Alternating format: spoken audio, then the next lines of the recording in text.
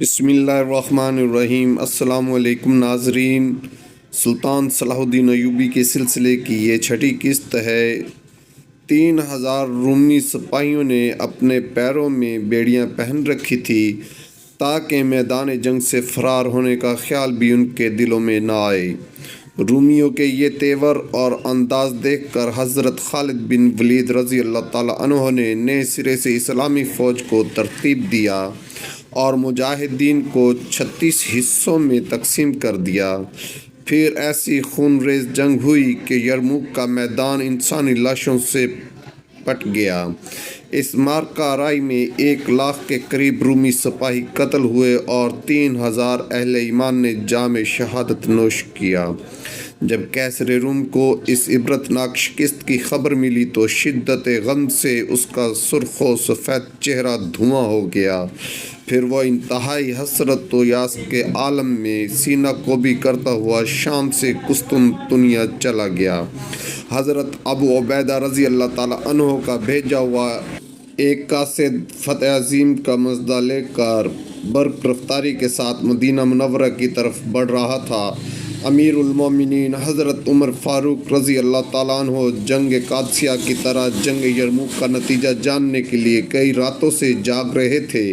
پھر جب قاصد نے لشکر اسلام کی سربلندی اور سرخ روئی کی خبر دی تو حضرت عمر فاروق رضی اللہ تعالیٰ عنہ مضطرب ہو کر مسند خلافت سے اتر کر سجدے میں چلے گئے۔ معبود حقیقی کا شکر ادا کرنے کے بعد جب حضرت عمر فاروق رضی اللہ تعالیٰ عنہ کھڑے ہوئے تو آپ کی آنکھوں سے آنسو رواں تھے اور زبان مبارک پر یہ مقدس کلمات جاری تھے: سبحان اللہ والحمد للہ ولا الہ الا اللہ واللہ اکبر۔ ایران کے بعد دوسری عظیم طاقت روم کا غرور بھی خاک میں مل گیا تھا۔ حضرت عمر فاروق رضی اللہ تعالیٰ عنہ نے فلسطین کی جنگی مہم حضرت عمرو بن عاص رضی اللہ تعالیٰ عنہ کے سپرد کی تھی، مگر درمیان میں جنگ یرموک چھڑ جانے سے وہ مہم ادھوری رہ گئی تھی۔ کیسر روم کے اقتدار کا خاتمہ ہوتے ہی حضرت عمرو بن العاص رضی اللہ تعالیٰ عنہ نے آگے بڑھ کر بیت المقدس کا محاصرہ کر لیا۔ عیسائی قلعہ بند ہو کر مقابلہ کرتے رہے۔ اس دوران میں حضرت ابو عبیدہ رضی اللہ تعالیٰ عنہ بھی اپنے لشکر کے ساتھ بیت المقدس میں پہنچ گئے۔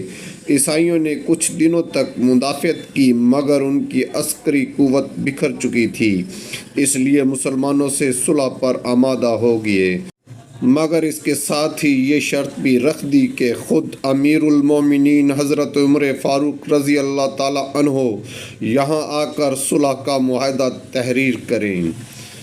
یہ بڑی عجیب شرط تھی، مگر حضرت ابو عبیدہ رضی اللہ تعالیٰ عنہ نے فوراً ہی قاصد کو ایک خط دے کر مدینہ منورہ کی طرف روانہ کیا۔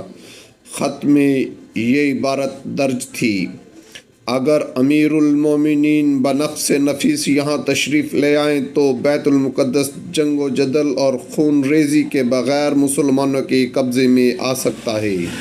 حضرت عمر فاروق رضی اللہ تعالیٰ عنہ نے حضرت ابو عبیدہ رضی اللہ تعالیٰ عنہ کا خط پڑھا۔ حضرت عثمان غنی رضی اللہ تعالیٰ عنہ اور حضرت علی رضی اللہ تعالیٰ عنہ سے مشورہ کر بلا تاخیر فلسطین کے سفر پر روانہ ہو گئے۔ آسمان کی آنکھ نے ایسا منظر نہ پہلے کبھی دیکھا تھا اور نہ آئندہ کبھی دیکھے گی۔ حضرت عمر فاروق رضی اللہ تعالیٰ عنہ اس حالت میں مدینہ منورہ سے روانہ ہوئے کہ ستوؤں کا ایک تھیلا، ایک اونٹ، ایک غلام اور ایک لکڑی کا پیالہ آپ کا سامان سفر تھا۔ نہ چھتر شاہی، نہ فوج کثیر، نہ تبل و علم اور نہ محافظ و نقیب۔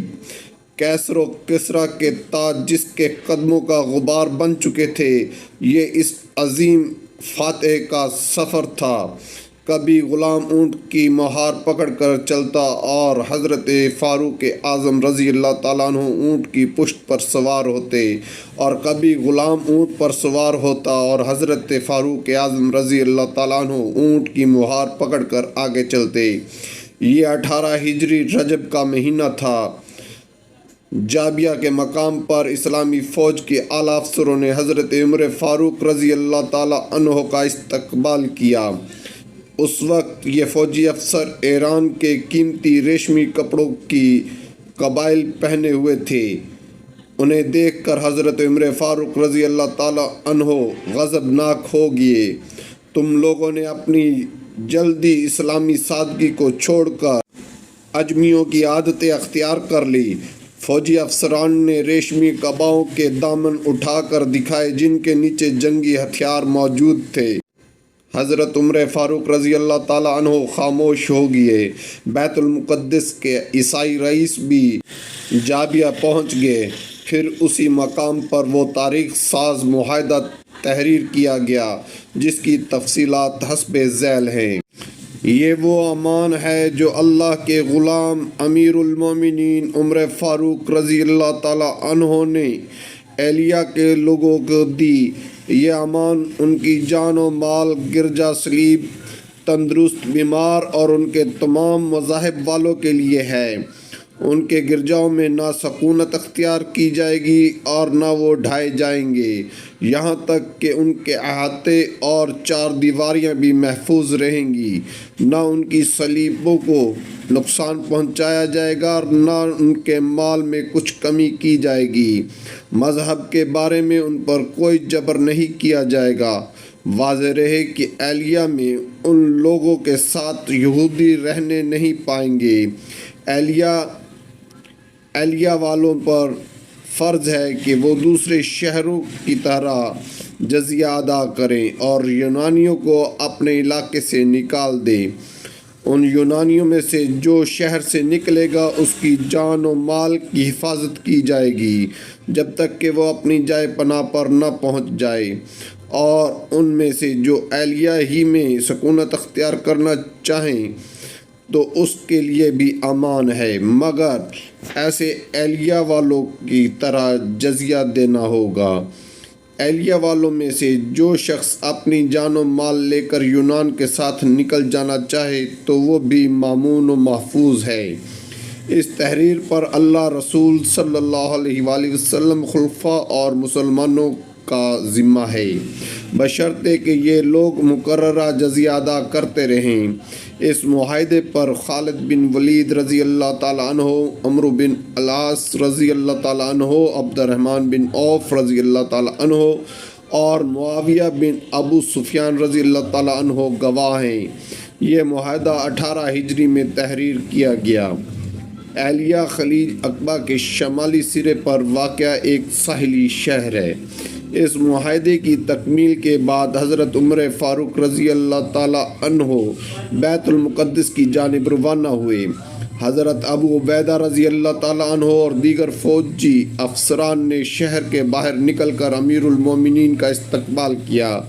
اسلام کے عظیم فاتح کا لباس اتنا معمولی اور فرسودہ تھا کہ اسے دیکھ کر مسلمان فوجیوں کو شرم سی محسوس ہونے لگی۔ اس خیال سے کہ امیر المومنین کو اس لباس میں دیکھ کر عیسائی کیا کہیں گے، حضرت ابو عبیدہ رضی اللہ تعالیٰ عنہ نے ترکی گھوڑا اور قیمتی پوشاک حضرت عمر فاروق رضی اللہ تعالیٰ عنہ کی خدمت میں پیش کی۔ حضرت فاروق اعظم رضی اللہ تعالیٰ عنہ نے فرمایا، اللہ نے جو ہم کو عزت بخشی ہے وہ اسلام کی عزت ہے اور وہی ہمارے لیے کافی ہے۔ پھر فاتح ایران اور روم یہی بوسیدہ لباس پہنے ہوئے بیت المقدس میں داخل ہوئے۔ ناظرین، ابھی یہ سلسلہ جاری ہے، آگے انشاءاللہ سلطان صلاح الدین ایوبی کے معرکہ کے بارے میں بھی تفصیلی بات ہوگی۔ امید ہے آپ کو ویڈیو پسند آئی ہوگی۔ ویڈیو پسند آئے تو سبسکرائب کر دیں۔ شکریہ۔